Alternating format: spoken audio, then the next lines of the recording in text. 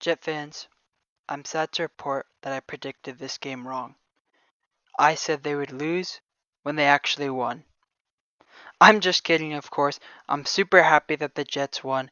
It doesn't matter that I got my prediction wrong, as the Jets are now 4-2, beating the Packers. Basically, the entire country saw this game as well, as it was a national game, and the entire country saw the Jets beat the Packers. And 4-2 versus 3-3, which would be the record if they lost, is such a big difference. Even though it's just really one game, 4-2 versus a 3-3 season, the outlook is a lot more different. But anyways, let's just jump right into the game. So, talk about offense.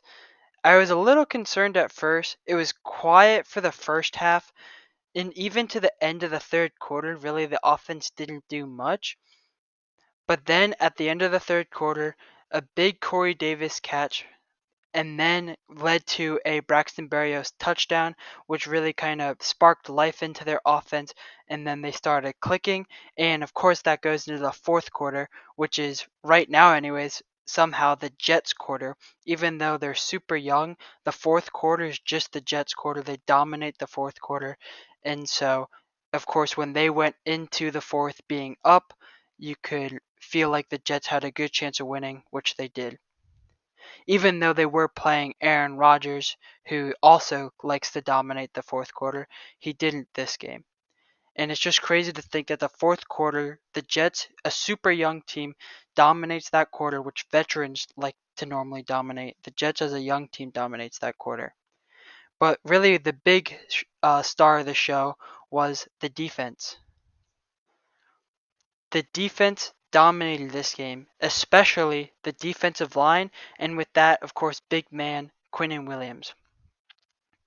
He had a breakout game on national TV, and him as well as Breece Hall better become household names, I think, due to this game. Him, Quinnen Williams, Breece Hall, and even Sauce Gardner a bit. They all had big games when the lights were bright, and that's super exciting to see. And like I said, Sauce played really well. And Sauce and Quinnen both got injured in this game, however, but they both came back, so all was good in the end. And the defense held Aaron Rodgers. They sacked him so many times and pressured him a lot, and it was a big showing for them. And they really helped when the Jets offense couldn't do much at first. The defense kept it a game, and then the Jets offense finally clicked like they normally do in the fourth quarter and just won the game. However, there was a little bit of controversy in my opinion, especially to start out. I feel like the refs almost ruined the game. Early on, there was an unsportsmanlike conduct thrown in the first quarter when the Packers were punting, and even the announcer said, "We don't really know why this happened," and they never circled back to it. And it was, as watching it, it was super frustrating because you're like, "Why did that just happen?" The Packers basically got a free drive. They were punting, and then that penalty called it back and gave them a 15-yard and a first down. So as a fan, you're just asking, how did this happen? And I still don't know, to be honest. They don't explain it. And the TV didn't know what happened. The announcer didn't know. So I just really don't understand.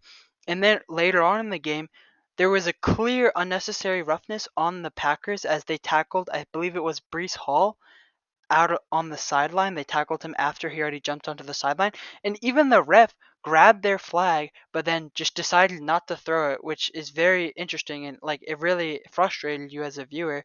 And so there were lots of calls against the Jets, and there was lots of no calls that should have been against the Packers. And it was very frustrating to watch. And if the Jets lost, I would have been livid, but they won, so it really didn't matter in the end. And there's just some stats that the announcers were saying, which I think is crazy, and the Jets broke these. Matt LaFleur had no losses in a row. Every time he lost, he won, except for this game. They lost to the Giants and then they lost to the Jets, which is crazy the Jets did that. And the Packers were 15-0 the last 15 times they played at Lambeau Field. But of course, the Jets marched into Lambeau and absolutely destroyed the Packers, which is just crazy. Anyways, next week they play the Broncos, which I predicted the Jets would lose, but now looking at how the Broncos are playing, Russell Wilson is really not playing that well, and the Jets are playing a lot better than expected in my opinion. I actually do think the Jets will win, which would be a 5-2 record, and if that could put them in the front of the AFC East. So if the Jets are leading the AFC East, what crazy world do we live in? Well, that's just the NFL.